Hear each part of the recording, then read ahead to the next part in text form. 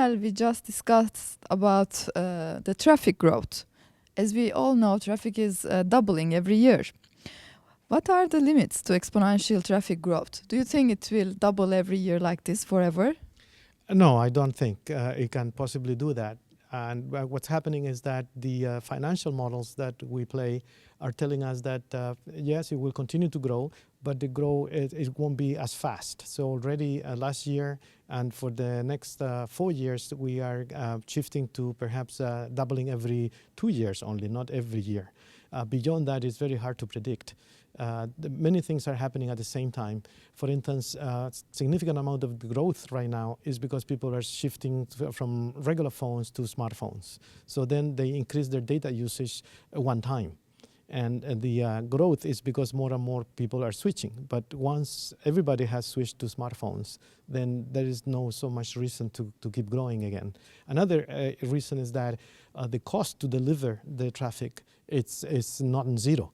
And so whatever the amount is, and we can have long discussions about what the exact dollar amount is for, and it varies by region and by service provider, but it's some finite amount because electronics have to be purchased, the antennas have to be installed, the salaries have to be paid, et cetera, et cetera. So whatever amount you want to think, if you then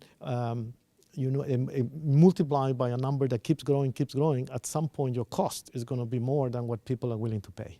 So at that point, the service provider will attempt to increase the price, and then the users, some are going to pay a little more and some not. And so then you will get that the loss of the market will essentially reach a new stable point where we match the cost of delivering with the willingness to pay. And that may, at a higher level, but it will certainly slow down, if not stop. It will never stop growing completely because we can always, through cost reduction, deliver a little more per year, but it won't be at the rate of speed of growth that we have seen so far.